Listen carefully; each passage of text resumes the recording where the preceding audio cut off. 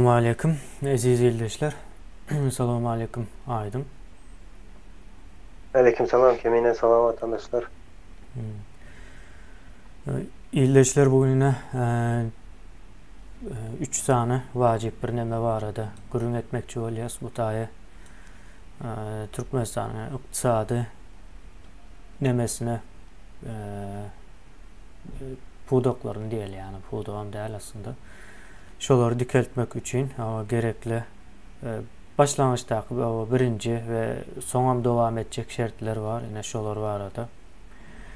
Gurun etmekçi olyas. Bu öz içine iş dünyasını alıyor elbette. Ulam hazine bağlıdır. Yine şu dayda ekranda görüşünüz yağlı. Birincisi onun su reforması, su ve yer reforması, o maliyeleştirme. Şunu maliyeleştirmek bu arada. Ondan sonra tök kısır obyektler, ondan sonra kanunsuz el oylan iş yerleri.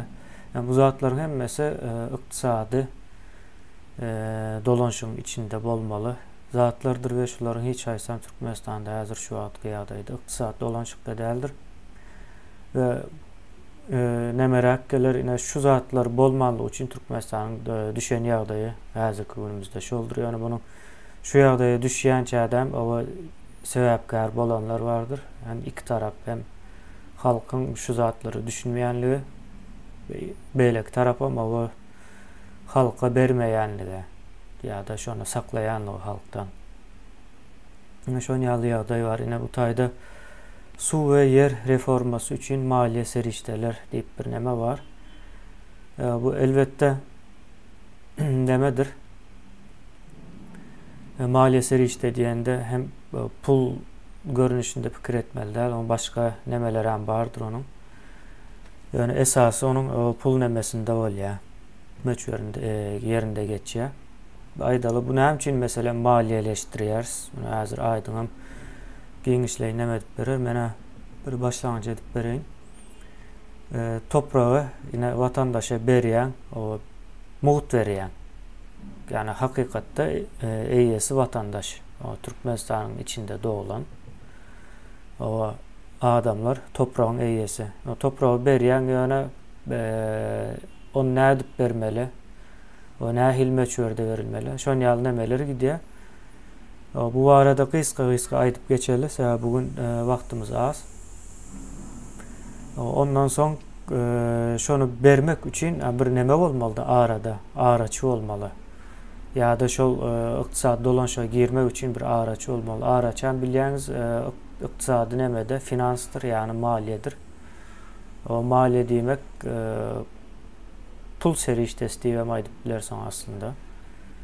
Şön yal bir yağday var. Yani şu zatları da öğretmeli. Şu zatlar bolmasa bolmaya son indi şun yal sonra çıkıp bilir. Ne için? Şu vakta çel eden ok, edip bilen oklar mı ya edecek olan oklar mı deyip. Elbette bunu edven bilmeyenler bu birinci. İkinciden eden yağdaylarında da şu vakti diktatura diyen kuruluş bolmalı değil de. Şu zat da o çökaymeli.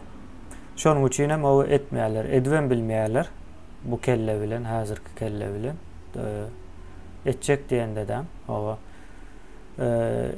edip bilendeler hem etmeyeler. Sebebi ters düşüyor onların alıp barayan nebelerine adımlarına göre ters geliyor. Şunun için etmeyeler buna. Edil şunun yalan yine tök kısır obyektler var aydalı. Olimpiyada şehirçesi diyorlar Aşkavat'taki ya da Avaza. Bunlar ne tök kısır deyip geçiyor yani işlemeyen nemenin dışına çıkan peydası yok. Duruya ziyan var. Mesela Avaza'daki nemelere o kim karşılıyor? O adamların aylığından Avaza için yürüyüte bir neme kesiliyor. Yani adamlar yani işleyen adamların aylığından gidiyor.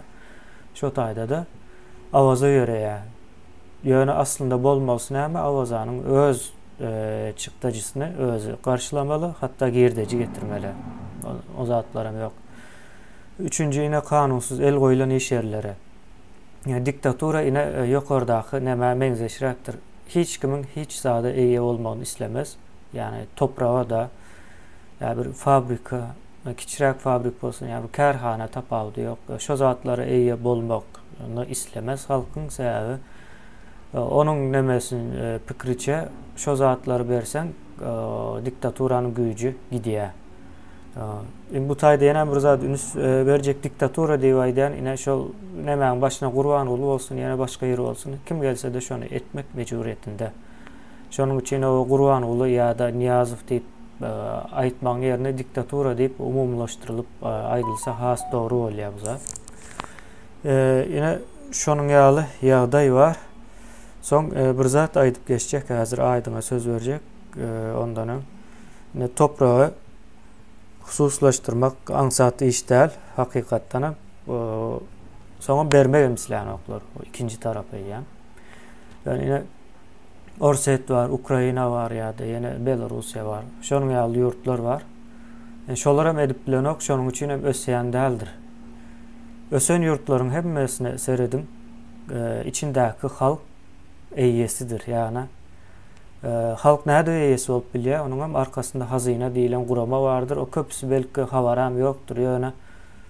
Haçan habary bolar, şo hazyna diýilen guramany ortadan aýyrsan, görünmese de, halk görmese de şonu aýyrsan, ondan soň halkyň elinden şo zatlar alınıp başlanýar. Yani iş yerler, toprak, ýene zatlar alınıp başlanýar. Şonu ýaly bir nemesi var. Ine bunu Aýdyň saňa söz bereýin, ondan soň o neme ders, dowam ederiz, ýuwaş-ýuwaşlap bir 35-40 minutluk bir çykyş etsek bolýar bugün. Gän wagtymyz ýok. Bolýa indi vatandaşlar salam ýene bir gezek. Döwleti täzelden dikeltmek, urmak diýdik-de. Indi berde vatandaşlar bir topar edilmeli işler vardır. Yine yerden başlayın menem. Yer eýetçiligi, hususy eýetçilik ýa-da yer reformasy diýelim ona. Yer reformasyny yeri hususlaşdyrmak elbetde aňsatda kynçylyk näme? Berde indi yeri hususlaşdyrmakda kynçylyk näme? Iň uly kynçylyk ilatdyr. Ýa-da ilat şonu islemeýär. Ýa-da problema çykajak ilatdyr şoňa. Hususy bolmagyna problema çykartýar. Şoň netijesinde onu hususyly geçirip bolan. Mysal üçin şu postsovet respublikalarynyň islendik birini alyp göreýin, şo taýda yer reformasyny geçirjek bolsun, 5 ýyl, 10 ýyl, 50 ýyl şoňa sarp etsin, ýanky bir topar serişde aýyrsyn, ýöne edip bilmeýär. Näme üçin? Sebäbi ilatyň ýanky düşünjesi, beýniň bir guruluşy şoňa ruhsat bermeýär. Mümkin däl şoň üçin. Kanunçylar hem garşy çykyp bilýär.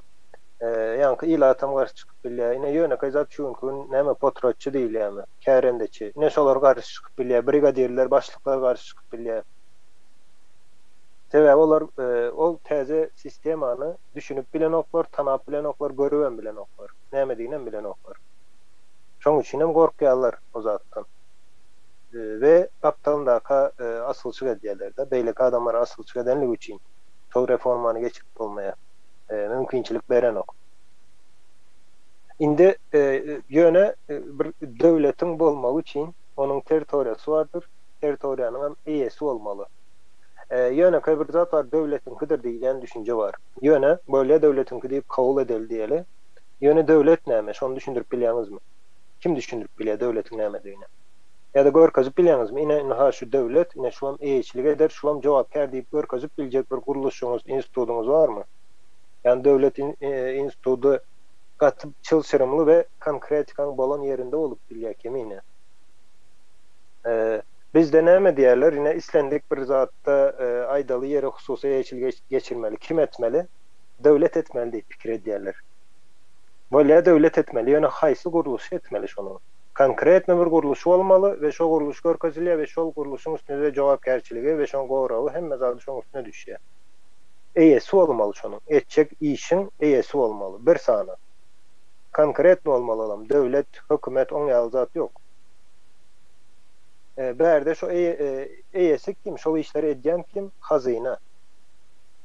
Hazyna diýeningizde vatandaşlar ol diňe şu günne ýa-da ertir 2 günne, 5 günne pikir edip iş edýän bir guruluş däldir hazyna.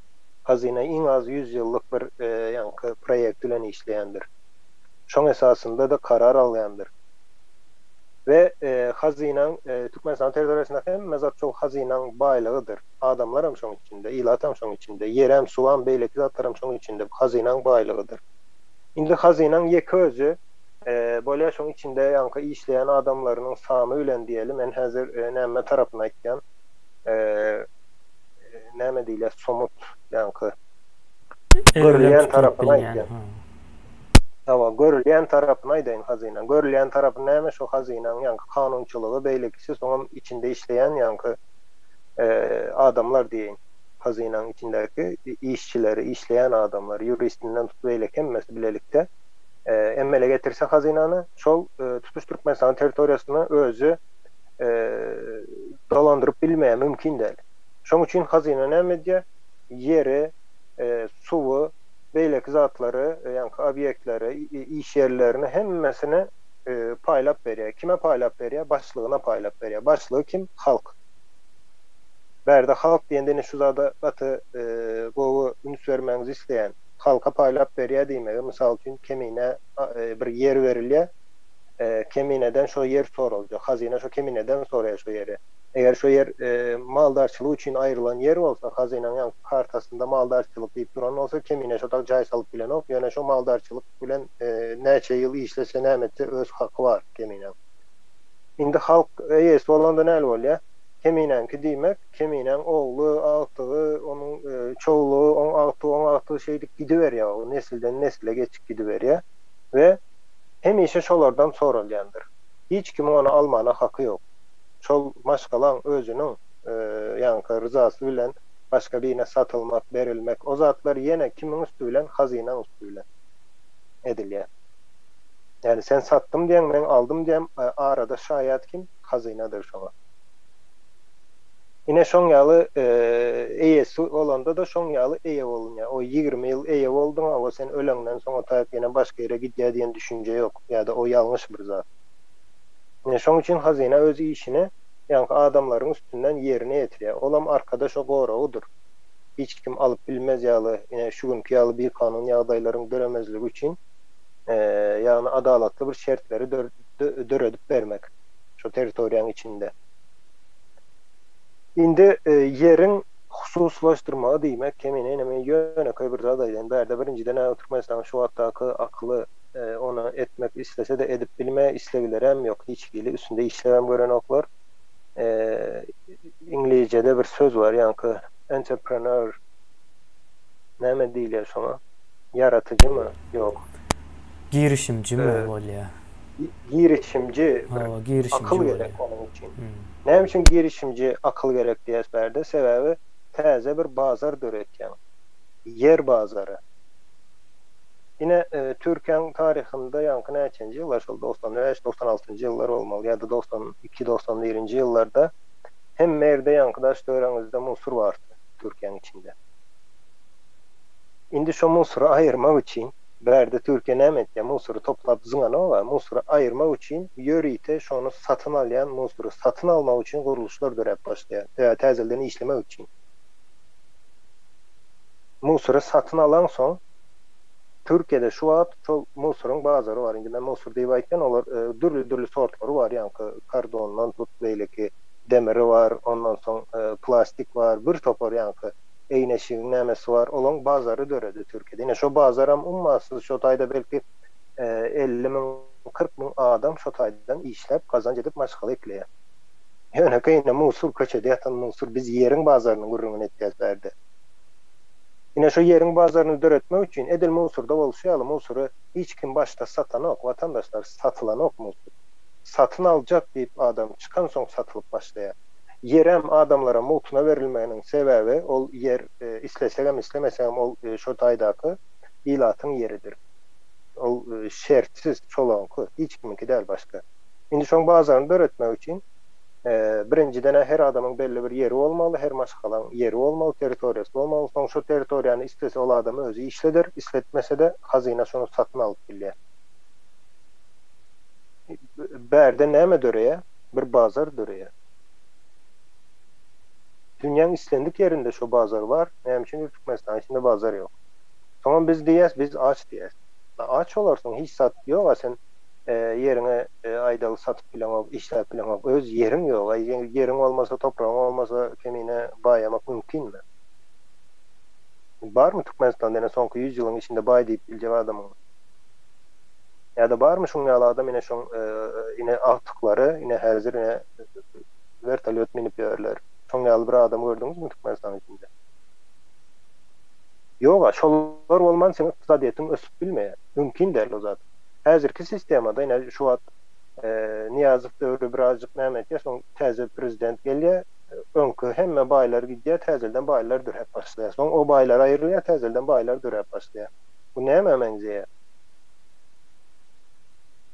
Yani onu öňe aýdypdym, göz öňüne getirin. Vatandaşlar yine bir ağaç ekýän, alma ekýän, alma ýeme üçin 3-4 ýyl garaşmaly. Ýöne garaşýan, alma bolanok ýöne şu wagtdan başga bir gelýär, aýtýar bize alma gerek däl, erik ekjek diýär, erik ekýär. Olam indi meýwe berjek wagty başga bir gelýär, başga bir zat ekýär, onu ýykyp.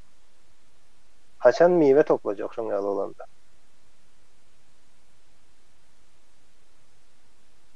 Yine şu kemine bizdeki esası problemalarım yenem yankı devlet etmeli diyorlar. Bir zat olsa İslendik problemanı devlet çözmeli diyorlar. Bazıları in esası anam ne Türkmenistan içindeki iş dünyasına öz içine alayan aydın bazılar şunun hemen problemasını devlet çözüp bilmeye. Yani devlet diyen zadınız bir sany guruluş değildir. Hükümetten ibaret olup bilmeye. Aydalı şotayda iş adamları hemmesi bir araya gelip öz nämesini döretseler, bir birligini döretseler diýeli, öz birligi.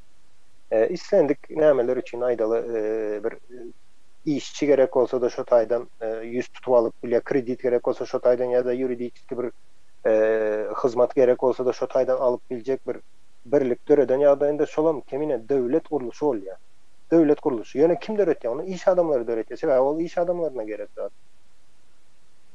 Beýlekler yine yeri var diýeli, ol elbetde hususiýetçiliğe geçilenden soň bolar. Hususiýetçiliğe geçildi, yerin varsa, yerin içinde ýöne bir zat yine bir zat eksport etjek bolýan daşyna. Ýöne sen daşyny tanama sen.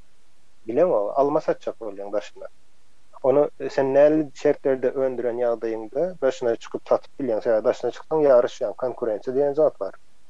Konkurensiýanyň talaplarına laýyk gelýärmi, gelemokmy sen bilemok. Şonu bilmek üçin näme etken ýörüýte hemme şu daýhanlar birleşýär, bir araya gelýär, bir birlik kurýar. Şol döwlet guruluşy bolýar şol ýem. Ve şo taýdanam öz işlerini amala aşyrýarlar. Ine şol adam döwletdir. Indi näde aýdyp bilýän sen, şu birligi döwlet gurup bersen bize. Döwlet guran ýagdaýynda monopoliýa bolar. Çok many surat ondan gaçyp bolmaýar. Ondan soň nämen aýtdyňda ýankı tök obyektler var Türkmenistanyň içinde. Tök obyektler kemine o diňe owurluk etmek üçin başga hiç zat üçin edilmendir meniň pikirim. Diňe şol guruluşy edýärler, aýdaly 5 manat çykkan olsa şol dokumentlerde 15 manat diýip görkezýärler. 10 manatdan paýlaşýarlar. 5 manatdan o obyektlere gitdi diýeli. Yani şoň üçin edilen bir zat. Yani talaba göre vatandaşlar Türkmenistan'ın içinde talaba göre edilen yekece iş aýdyp bilýäňizmi? Ne şol iş hakyky talaba göre edildi. Yani talap var, onu garşylamak üçin edildi. Gastinsa gurýarlarda, gastinsa gurýan ýöne turist girip bilen Türkmenistan'ın içine. Yollar yapıp özüňem gastinsa gurmak diýmek näme diýmek? Ya da köşk gurýarlar, o taýda köşkler gurýarlar bir topar. Näme gerek şu zatlar? Sen bar köşküne de adam gelen olar. Emine köşkleri men bilýän, elbetde ol belki gerek bolsa şu zat sen aýdaly dep desturyny goramak üçin bir şoň ýaly bir obyekt gerek bolup biler ya da bir muzey ýaly bir zat gerek bolup biler. Ýöne şu zat Türkmenistanyň içinde ýok.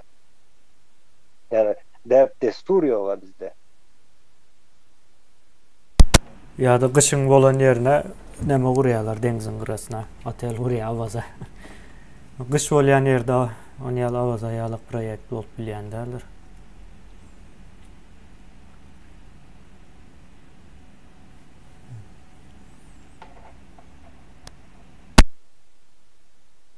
Başka näme bardy kemine? Ýene nämeden başlaly ýene biz Terzi Türkmenistanyň guruluşunda iň esas anam vatandaşlar ýankı başlap bilmek için aydalı start nokadu diýende şo taýda iň esasy edilmeli işlerin biri öňkü iş adamlary bardyr.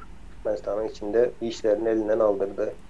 Ya da şertlerin netijesinde yankı döredilen şertlerin netijesinde işlep bilmän galan iş yerleri var. Ol işler näli işler? Hemmesi hem şolan halka hyzmat etmek üçin vatandaşlar. Hemmesi hem şol işlerin. Biri aydalı eýleşik öndürjek bolýar, beýlekisi tüý döndürýär, beýlekisi et öndürýär, ýene biri şoňaly üzüm diýdi, şoňaly bir meweleri öndürýändir. Şol iş dünýäsi ine hakyky talap näme bolsa şoňa görä gurulan işler var. Yani ilat näme isleýän olsa, şolan islegini kanaatlandyrmak üçin gurulan iş yerleri var. Ine şolan hemmesi ýatyryldy. İlat näme etdi berde kemine. Yine gaharın gelýän ýeri ilat näme etdi berde bir adam baý yaptyr. Soňra onu türmäge basýarlar. Ol ýöne işini elinden alınan ok. Elbetde ol gaçyp kurtulanlar hem bardyr. Ýöne köpüň türmäge basýarlar da. O şu saýtda ýine näme diýe süýji ýemeniň ajaýyp gelmesen bardyr diýerler. Ol iň bir näme zatdyr vatandaşlar. Ol adam önüm öndürýär. Şu günkü günem näme üçin onda zatlaryň bahasy gymmat diýem näme diýerler-de şikayet edýärler. Öndürücü adamlary ýok edilen wagt sen sessiz galdyň ha.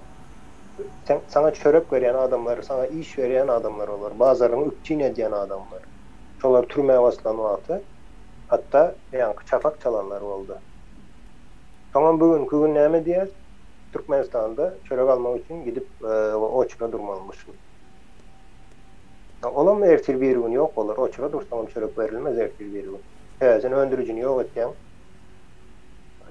Başında hiç kim hissat diyen ok. Toran ok näme üçin edildi, näme boldy diýip gyzyklanjam bolan ok. Maňa deýmese bolýar. Size deýýär ýöne biraz soňra gelýär o. Yani başga hili şertler bilen. Yine täze Türkmenistan gurulanda da birinji nowatda ene şol adamlaryň işlerini izine gaýtaryp bermek we dikeltmek. Hazynyň üstüne düşen, men döwletiň diýemem. Şol işte döwlet hazyna, döwlet hazynadyr. Şol işte. Hem adamın emlaklerini izine gaýtaryp bermek we şolary üçin etmek, ýanky goramak, işlerin üstüne çökülmesi beýleki wakalardan diýin. Şol zadyna konkret bir guruluş var, olan hazyna guruluşudur. Yani şol üçin etmeli şonu. O son aydın ýene şu iş adamlarynyň ýarym ýakyny türmelerde de ýene olar hem çykmaly hazyna berjek bolýan bolsa olara hem hökmen suratda şu türmelerden hem boşatylmaly. Şonýal bir ýagdaý. Elbette yok.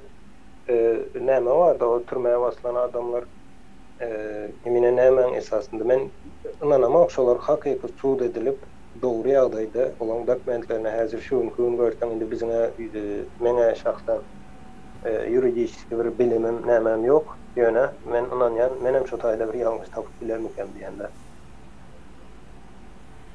Olar mümkin değil. Oňaly hiç sady yok ýerinde sen jüýinden narkotik döwletiň we kanunyň bolmaýan ýerinde.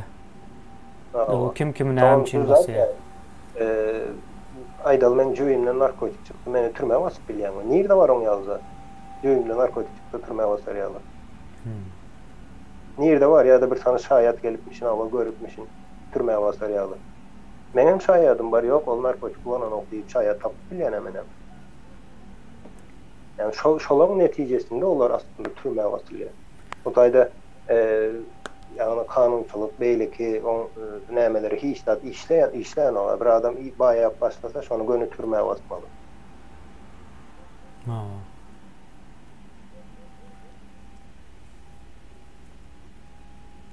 Ola adamlar hem kemine gyzga wagtyň içinde 5-10 ýylyň içindäki şo döwletiň garantidir.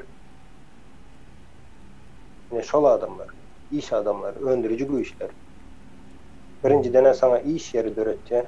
Müňlerçe, yüz müňlerçe iş yeri döredip berýärler. İkinciden şu bazaryň üçin edýärler. Ýiyecek çöreň, suwuň, beýleki önümleriň şolaň esasında, şolaň netijesinde bazaryňa elýärsen. O adamları yok edip yine yöneke bir misal aydın. Onu ne için etdiler kimine? O zadı biz ederiz diyorlar. Terettiler ama yine şu bazarı ben üpçün ederim diye yöne. Vatandaşlar bazarı üpçün etmek ansat bir zat değildir. Bazıları öz Ansat özünü bir üpçün etmese o başka yer edip bilmeyer onu. ama üpçün edecek adamın yine şu iş adamları ben nemesine aydın. İş adamları neme var? Olur da beylik adamlardan tapaltı etken zatlar kimine. Talavı görüp biliyorlar. Evet. Yine hem adam talavı görüp bilen ok. Sen talavı görüp bilmesen bazarın içinde edecek işin yok. Yani edip bilecek işin yok. Yani talavı göremok. Yani talavı görmek demek ol gözüme görünüp duran bir zat değil. Onu dine yankı düşüncede görüp oluyor da bir kebir analizlerin neticesinde kebir okap öğrenip ya da işler tecrübelerin neticesinde sen talavı görüp bilen. Şonun için hem iş adam bolýarlar. Ama şondan son iş adam oluyor onlar. Öndürücü oluyor. Bazarın içine diye. Sen garantin oluyor. Şu gün men bir zat aýdaýyn. Eger ine şu Niyazbam äzirki prezidentim hiç geli aýdaly şu bazara garşman. Näli diktator bolsun tapal yok. Men o diktatorlugyna da garşy dälken ine ýöne adamlaň ýa-ni geljeğine, nesline ziyan vermen. Tamam şu bazaryna diýmän gapdalda diktator bolanyň şonsuz zaman ine gazyny, toguny satýarlar, ýa-ni gazy, neftini satýarlar. Çoň pulunu alsın, hemmesini alsın. O hiç biri näme yok. Alsınlar. Ýöne ine şu bazara we iş adamlaryna değmedik ýagdaýynda anan şu gün koronavirusam çözjek ýene şolar bolar. Ýene şol adamlar çözerdi. Koronavirus meselesinde iň neme maskara nemesinde oldular dünýäde. Neme var? BBC'nin bir habary var. Aydın mesela uğradaydım ýalana. Şo taýda ýazypdyr ýani o sen näçe gizlesen hem o görüp dururlar da daşyndakylar. Gizläp bolmaýar o zat. Hakykaty nädip gizleýän o düşnüksiz bir zat. Hakykaty yalan edip görkezen bolýarlar, gizleýän bolýarlar. O neme meselesi şu neme barady, su we yer reformasy barady aýdym. Ýa-ni aýtdy, aýna döwlet näme diýip soradym. Yani döwlet köp adamyň kellesine şu ýaly pikir gelip bilýändir. Döwlet bir san bir bütewi bir zat. O şol ortada durýar, hemme zat eýdýär diýip. Onu ýaly zat däldir. Döwlet bir-birinden öz başdak we garaşsyz nemelerden ibaratdyr. Guramalardan ibaratdyr. Yani şonuň içinde jemgyýet hem girýändir. Hazina da girýär, ondan soň siýasatçylar hem girýär. Döwlet guruluşlary, döwlet guruluşlary diýip aýdýan sebäbi döwlet öz nemesine dolandyrmak üçin bir guruluşlar gurýar. Yani kicicek ine şu kicicek guruluşlaryň nemesinde köp adam döwleti görüp bilýär. Käbir adamlar ine döwleti görmek başgaça göz bilen bolýar. Käbir adamlar ine Türkmenistanda ýaly hökümete döwlet diýip görenler var. Olan bir ayrı bir mesele. Yani hökümet döwlet bolýan däldir. Bu bir ikinciden hem Türkmenistanyň içinde hökümet diýilip bir zat ýokdur yani. Ýyldaşlarymyz hem şu taýda ýazypdyrdy. Hökümet, häzirki hökümet diýip ýazýarlar. Yani hökümet däl, olar guramaçylyk bil jenaýetçi topar. Yani hökümet bolma mümkinçilikleri ýok. Şon ýalydyr döwlet bir näçe 200-300 o sany ayrı guramalardan meydana gelýändir. O territoriýasy bolmagan bir döwletiň nemesindedir yani. Şolan 200'ün içinde bir neme, bir bölekdir. Şonun ýaly nemesi var. Soň şu taýda bir ýyldaşymyz ýazýar aýdym. Täze Türkmenistan haçan gurulýar diýip ýazypdyr. Täze Türkmenistan o şunu ýaly bir zat däldir. Gurulup bolan wagtda gurulýar diýip aýdylmaýardy. Gurulup bar ýa. Biz maý aýynyň 20'sinden beri biz bunu açık o ädim görkezip barýas. Ondan şoňa taýýarlyk görüldi. Bundan soňky edilýän nemeler ädim pudoklaýyn gidýändir. Kanal nemesine dollugyna izarlasaňyz o görüp bilýäňiz onu. Soň şol var. Ondan soň ýaňky o aýdym iş adamlarynda Yani iş dünyası yankısayan için yal birinci adım yani nemede täze Türkmenistan'da birinci edilecek işler yine şu iş adamlarının yolunu açmak sebebi bir yurdun iktisadiyeti hem köp bölüğünü yine şu iş dünyası göteriyordu. Hem dünyanın hem tarafında da şoldur. O şu iş dünyası göteriyenliği için yani önümçülük var o tayda. O önümçülük bolanlığı için hem iktisadi dolanışık döreye. Ya iktisadi dolanışık məmən üstünden döreye, yine hazinanın üstünden döreye. Şimdi bu zatlar o şu zatları nemetmek için yolu koymak için yine elinden iş alınan adamlar var da. Yine şuların yine en barkısı bir ortalama bir hesabı çıkmalı yine. Olur maliyeleştirilmeli. O köp adamların iş yerleri alındı. Onların käbir zatlarına yıkandırılır, yo edendiriler ya da düýüplü yo edilendir iş yerleri ya da kärhanaları. Bular täzeden yani özünde olmak diýdi. Yani özünde olmak için bir neme gerekdi? Hasap, kitabı olmalı bu işin. Şonun için iş adamları bildirip biler onu yakın wagtda onu nädip bildirip bileceğini demesinem goýar şonýal bir planımız var. Yani anonim bir nemede bildirip bilýär şu işiniň nemesi o abioma ya bize abioma möçberi gerek şu möçberi boýunça da neme hasaplamalar ediljek. Yani Türkmenistan'a baran wagtda şoňa göre yeterli maliyeleştirme işler alınıp barılacak. Yani şu taýda görýän 3 nemäňiz var. Şu üçüsünün hemmesi maliyeleştirilmeli. Olan doğru hasap bilen edilmelidir. Onun için iş adamlarının üstünde bu taýda ağır bir neme var, borç var. Özlerinin peydasına ağır borç var diye aydalar. Bizim peydamıza değil. Yani iş adamları döretmek kıyın bir iş değil. Yani bir neme var da. Bir vaat o öz nemesini veren näme diýilýär? Zahmet eden, şu işi döretmek için hizmet eden, iş eden adamların o işini bermeli. Yani bu neme bolýar? Adalatlyk bolýar. Kıyın çılçırımlı iş, o yıkılan işler täzeden dikeltmek, hasaplamak kıyın iş. Yani şu kıyın işi şonu etmesen yurdun, döwletiň bir önam nemesi hem bolýan däldir. Şonuň üçin bizim şu zatlara etmekçi bolýas. Son indi neme var? Su bilen yer paylamak hakynda aydın. Yine yer paylanan wagtda neme var da? Yani aňyrdan gelen dönükler ýene bir zat yani ya da şu halka nemesini iýenler var. Yine bu adamlara o yer paylanmalı mı? Bularam deňme. O kan beren adamlar var. Yani käbir maşgalalar var ýok edildi. O kan çıktı şol maşgalalardan. Ya da täze Türkmenistanyň o guruluşunda alad eden adamlar var. Hereket etdi yani her türlü nähil güýji etýän bolsa, elinden iş gelýän bolsa şonu etdi. Bu adamlar bilen hiç hareket etmeyen adamlar bir bolup bilmeýär da. Yine yer paylanşygynda da şol zatlar göz öňünde tutuljakdyr. Yani bu tarihe seretseňiz hemme ýerde de bolandyr. Bu näme diýilýär? Aýratynlyk diýilýär. O aýratynlyk boljakdyr hemmäniň. Ýa-da şu näme bar?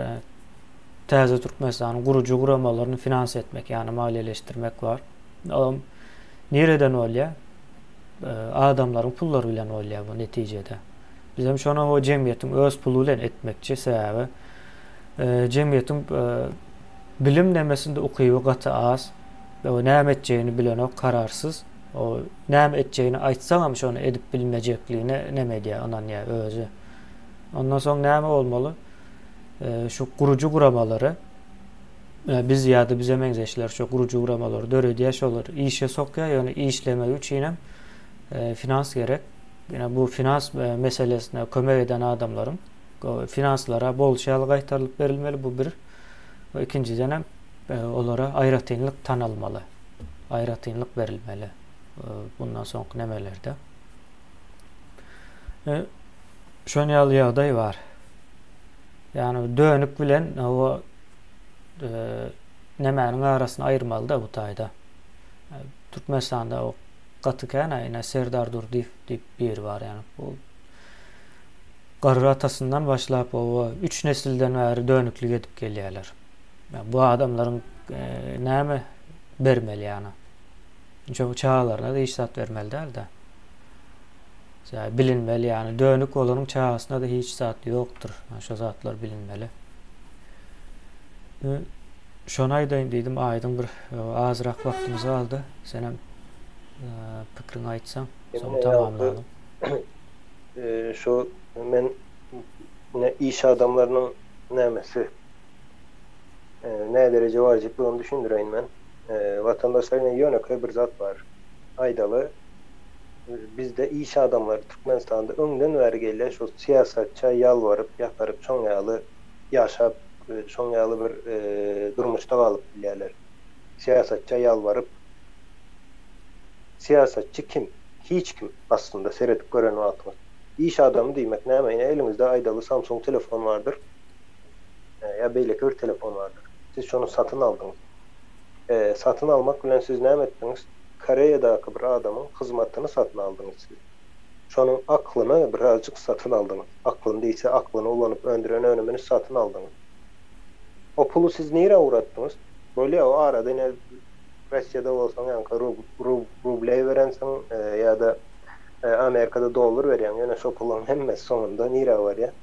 Koreýa bar ýa. Koreýadaky şonu öndüren ýa-ni işlen fabrikdaky işlen adamdan tut injenerine şolon aýlyklaryny töleýän ýurdun başynda durup dünýäniň üstenlik ýerinde bolsaň ol Koreýadaky bir adamyň kisesine pul berýän. Şoň hyzmaty üçin. Ondan soň Koreýada hökümet näme diýär? Ine gül ýaly ýaşaýas diýär. Biz bu zatları etdiýäs diýär. Hökümet etdiýärmi? Samsung'u hökümet ýasadym. Beýleki önümler bolsun. Hökümet ýasadym. Ýok, hiç haýsyny ýasanok. Şonu düşünýän döwletler bar. Ýewropa döwletleriniň köpüsi düşünýär. İslendik siyasi arenada iş adamlary gatnaşyp bilýär, täsir edip bilýär. Ýöne olaryň adyny nämesini eşitmäňiz mümkin däl o zatlar. Ýöne şolar şoňa täsir edip bilýär. Bolmalysam şoň ýaly. Kiminle bolmalysam şoň ýaly. O näme bolýar bir siýasatçy otyr hiç zat öndürenok, hiç zat öndürenok we iş adamlary şoňa ýalbarýar. Yani men düşündürüp bilendirim diýip umyt etýän iş adamlarynyň güýjüni. Ýene Koreýadaky bir iş adamy Türkiýedeki bir vatandaşyň pulunu alyp bilýär. Karşılığında telefonu berýär. Telefonu berende ol ýene telefonuň ýa-ni nämeleri däl, ham maddasy däl. Pul tölenip atýan hyzmatyň pulu bar. Markaňyň pulu bar. Şonam töleýäňiz. Hyzmatyň puluny işçiye töleýäňiz. Onu firma ýöne sizden alyp, soň ýene işçilerine aýlyk edip berýär.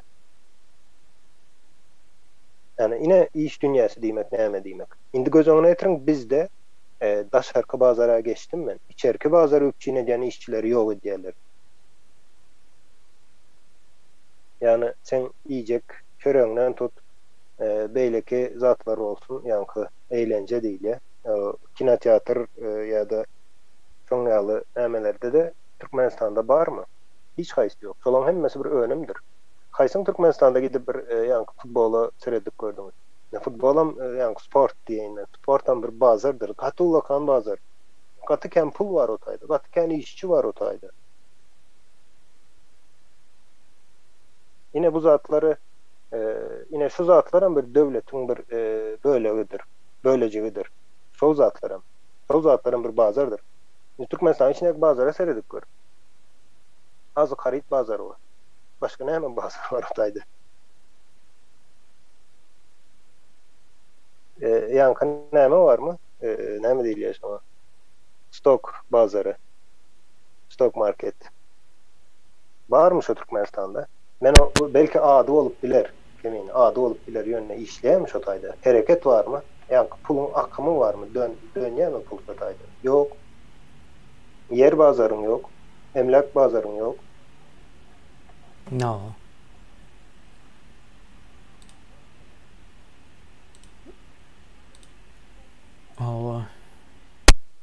Türkmenistan'da o gatykän zat ýok aslında.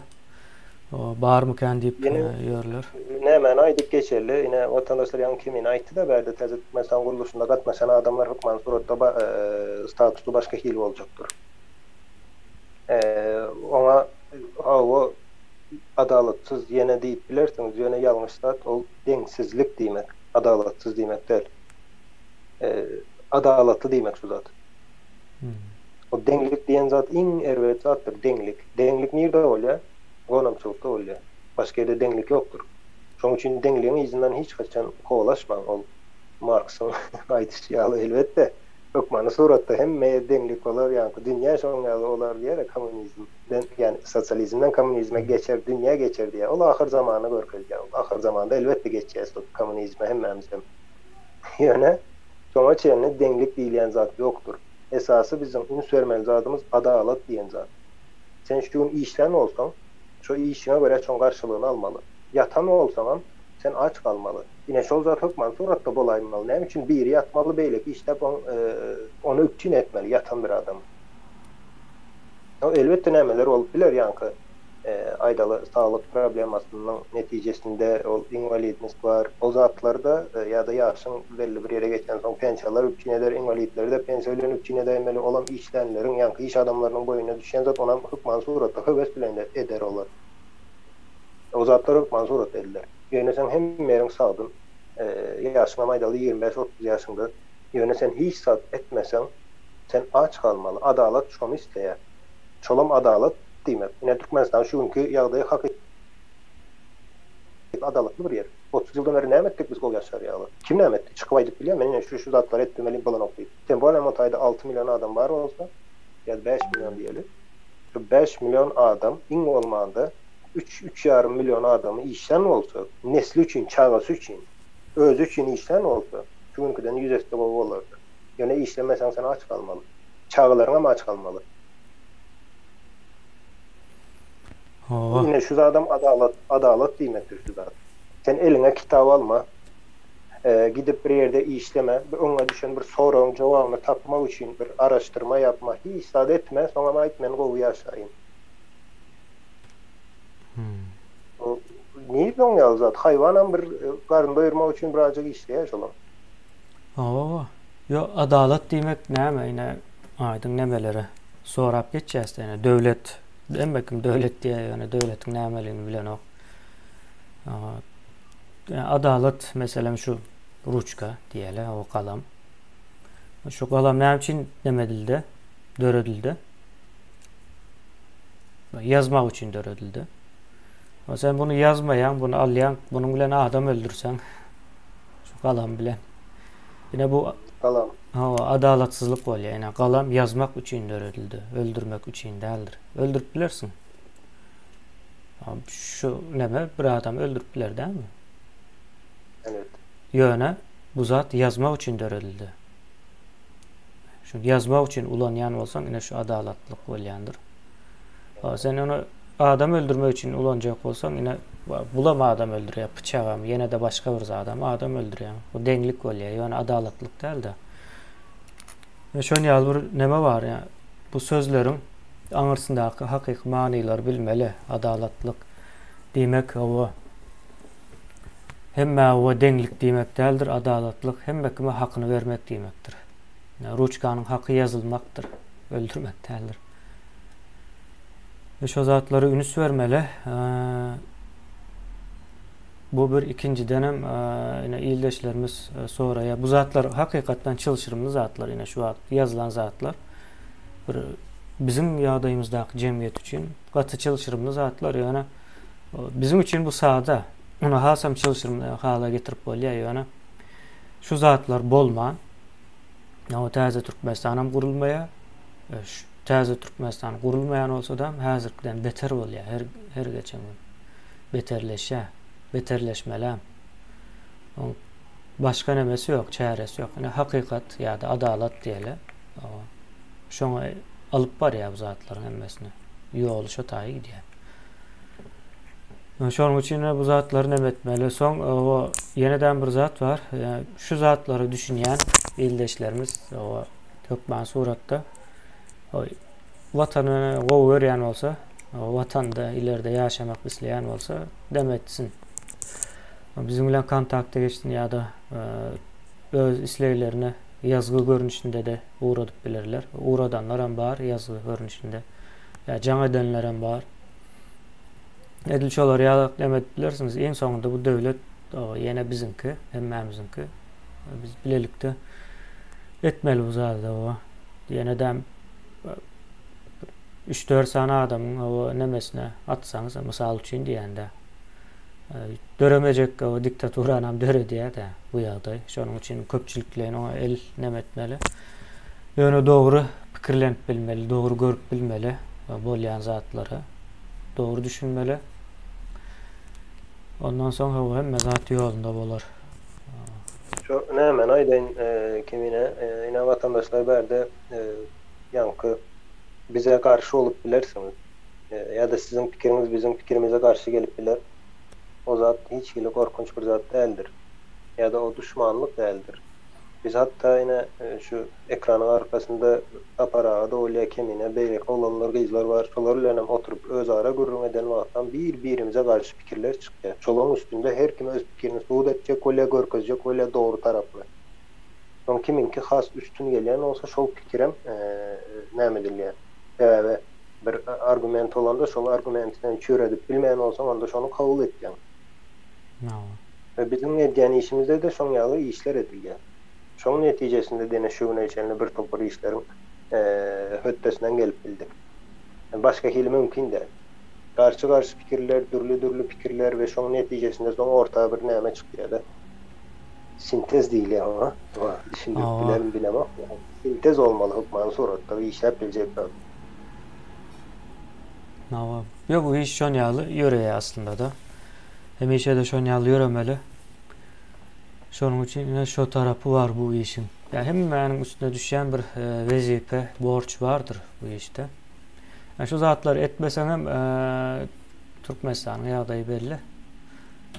Geçen yıl aydıldı ağaçlık bilen görüşeceksiniz.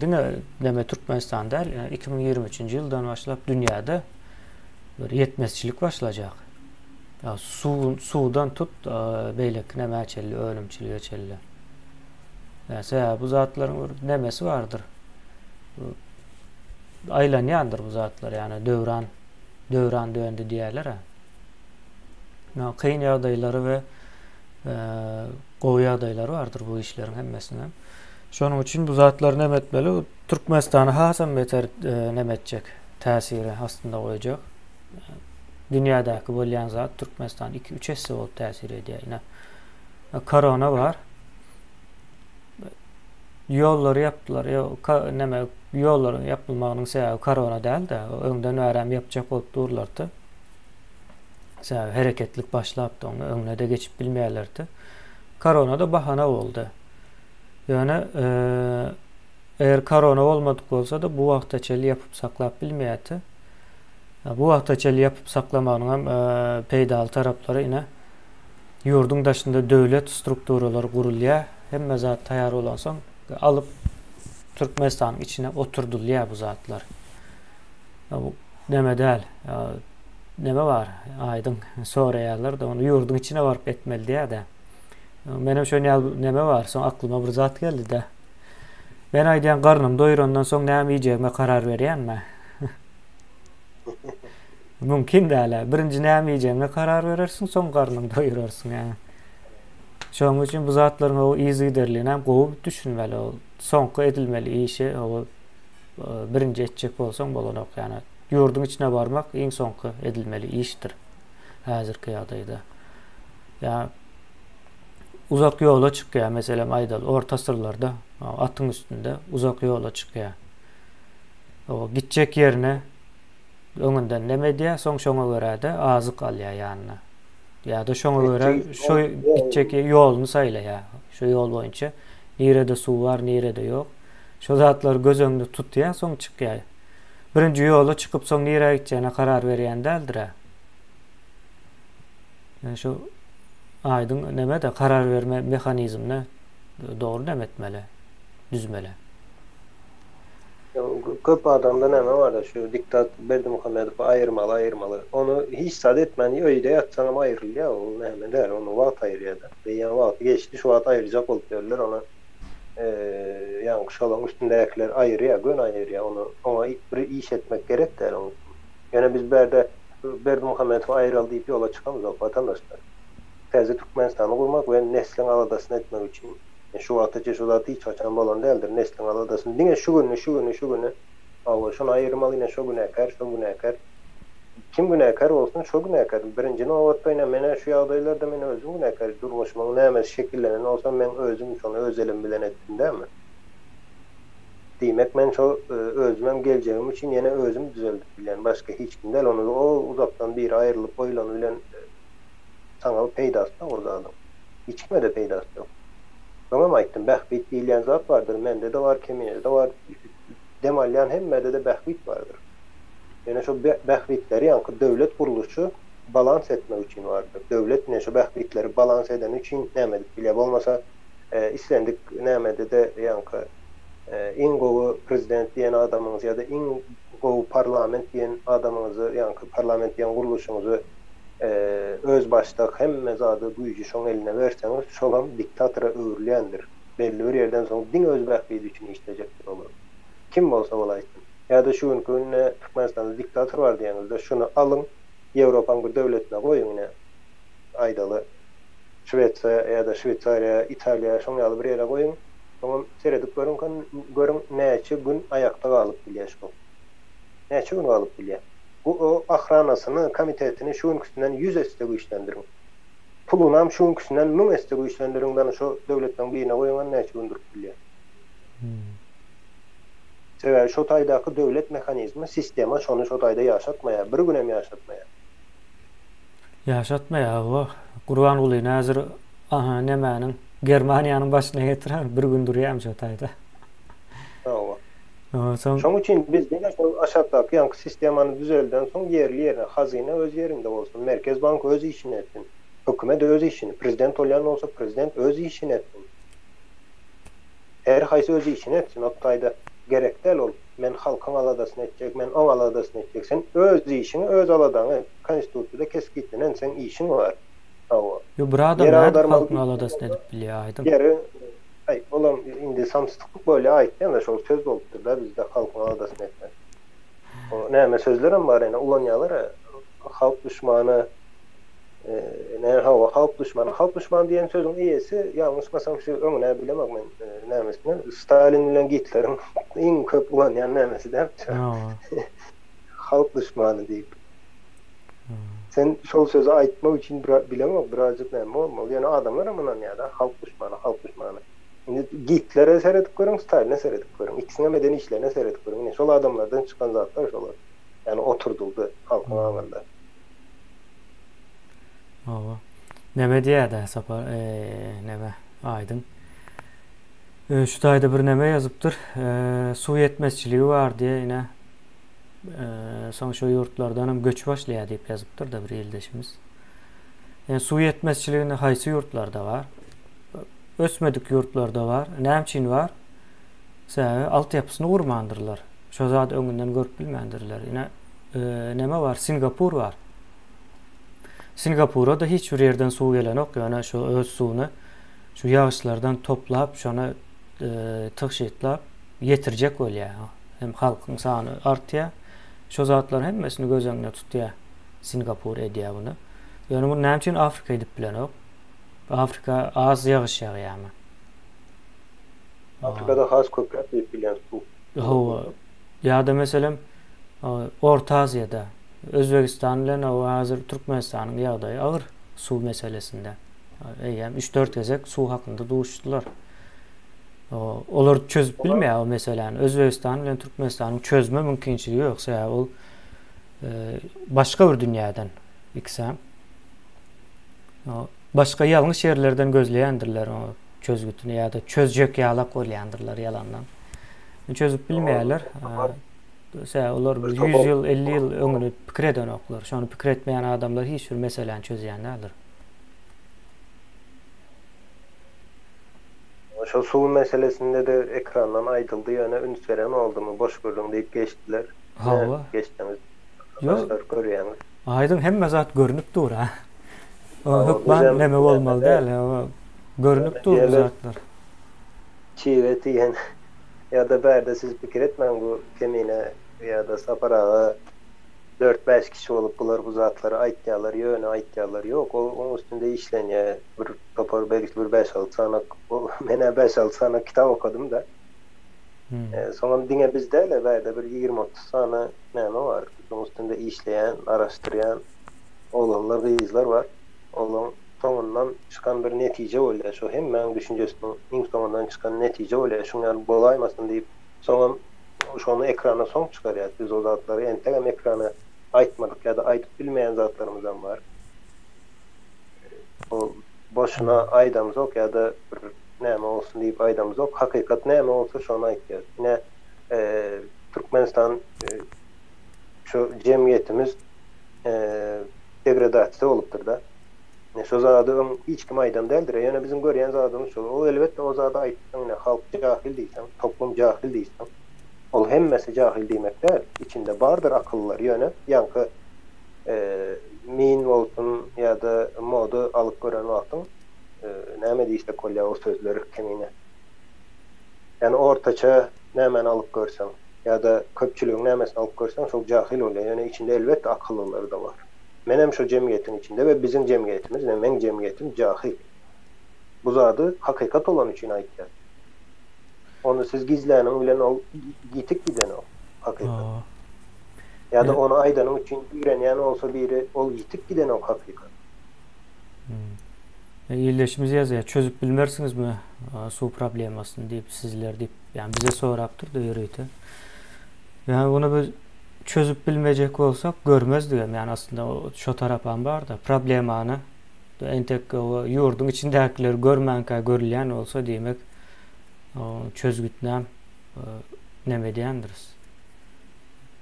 Türkmenistan içindeki o su problemini çözmek o hem siyasi nemesi var bunun siyasi tarafan bolacak hükmen suratda. Daşından gelen su var da derya var. O hem öz içindeki bilime nem etmeli. Türkmenistan içinde de su yok değildir o. Neme var yine Hazar denizin suyu var. Denizin suyu arasalap bolýar ana. Yok, o var. Ondan başka da vatandaşlar su problemasını Türkmenistan içinde aslında o derece bir çözmek yani kıyın nemesi yok. Ya da çözüp olmayacak bir problema diyen zat yok. Amderiye uğradı hava nemetçik diyelim. Şoňa çeline Amderiye uğranı atına emedip bolýar Türkmenistan içinde. Oňa çeline biz iç yapıyoruz üstünde. Yani Berlin'e ayda oturacaklar. Goýanlar Türkmenistan'dan Özbegistan birazcık görelen nemetçek bolýarlar.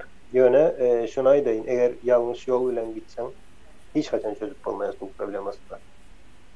Yöne belli tarafı var o. Hem siyasi tarafı vardır, birazcık bilim kanatı var diyeyim o işin. Yöne su problemasını çözüp bolýar. Ya da şonun yankı diskomfort diýil da, şon berýän diskomfortunu çözüp bolýar Türkmenistan içinde. Kynam däl. Türkmenistan şertlerinde hiç ile kyn däl.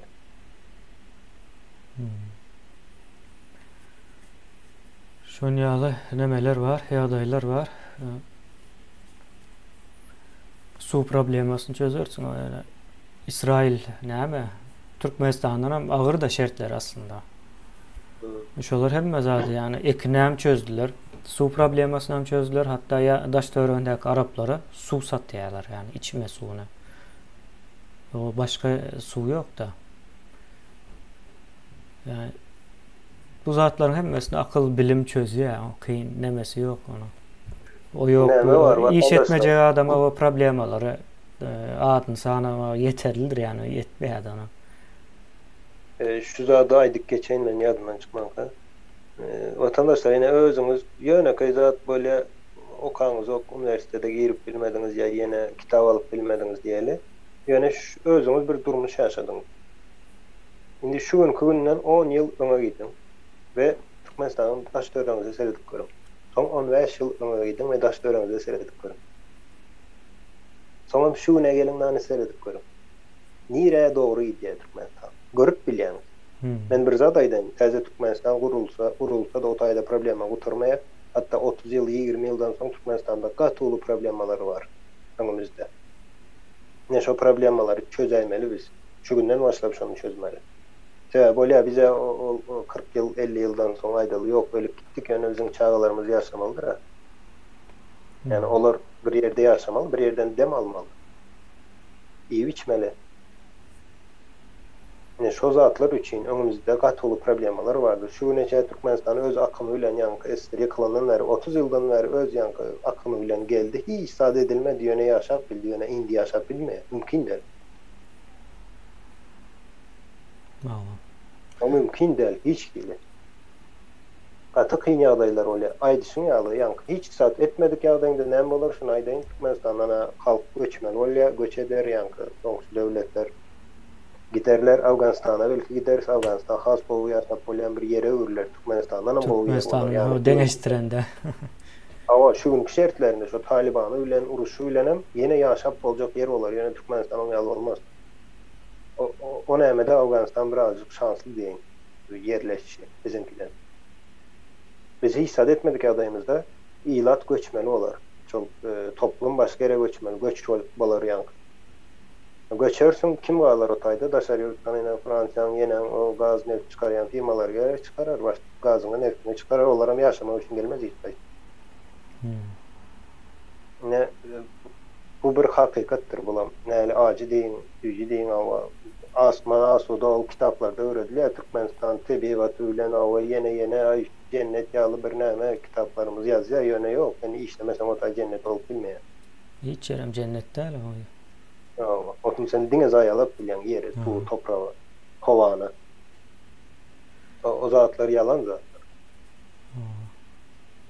Asman masudu, asmanda ýaşap bolan watandaşlar ýynan satda. Aýdyň bir ýyldaşymyz ýazypdyr, soň şonu gutaraly şu taýda. O ýeri hususy ýeçilige geçirmek üçin diýe, birinji ýeriň bahasyny hesaplamaly, ikinji hem adalatly bölmeli diýe, ýani bijatmak arkaly diýipdir. Ýyldaşymyz o. Bijatmak adalatmy? Bijatmak adalat däl, ol adalatyň ýani nämeligini bilmänligi ýagdaýda atmaly bolýan o bijat, ýani ýeri kime beriljeği belli, ol ekrançylyk ýerleri o da adamlara berilýär. Şäherdäki ýerler şäherdäki adamlara berilýär. O ýönekeýjek bir zat. O haýwançylyk ýeri hem ýene-de o adamlaryna berilýär. Onuň üçin bijatmana gerek ýok. Ýyldaşymyz kim bolýan bolsaňam. Bu zatlaryň hemmesi hem akıl edilen zatlar, o akıl edilenden soň ine şu taýda suwy reformasy üçin maliýe serişdeler diýip näme ýazylýar. Yerin indi nämes hakynda aýdalyşdaýda bahasy diýdiňiz watandaşlar. Yerin bahasy oňam düşündirip eşlik näle üýtgäp bilýär. Yerin bahasy oňa hazyna göni täsir edip bilýär, oňa ýöne satyp ýenedip däl. Hazyna yer satýan däldir. Yeri göni mutuna berýär. Mutuna berýär. Mutuna berýär. Esine. Mutuna berýär. Ýöne soň biri satmak isleýän wagt hazyna satyn alyp biler. Ýöne islemez onu hazyna satyn alyp bilmez. Ýöne hazynyň käbir ýerleri bardyr. Aýdaly zapovednikler var. Ondan soň oşun üçin käbir ýerler gerekdir. Şoň ýaly ýerler hazyna adynda galar. Ýa-da beýleki bir strategik yerler vardır. O yerleri hiç kime satmaz. Hazine olan düşündürüşünü verir yine. Şu sebepten satmayan ya da şu sebepten vermeyen, bağırsan satmayan diyen, vermeyen diye aylar. Şu sebepten ya şu yer hazine adında ya da bölüp olmayan bir yerdir. Paylap olmayan bir yer olsa onu hazine nemesinde durur. Balansında diyeyim. Ya da öyle işleter şu yeri. İşletmek için birine veripler. Yöne yeri hususlaştırmaz. Yani hazine adında durur. Devletin yeri değil, hazinan yeridir vatandaş. Mava. Bunda ayda şu ayda boldu edele. Bolyak emine. Aha, ildeşler sağ olun. Giyeceğiniz rahat olsun. Bolyak emine sağ ol, vatandaşlar sağ olun. Bolyak aydın.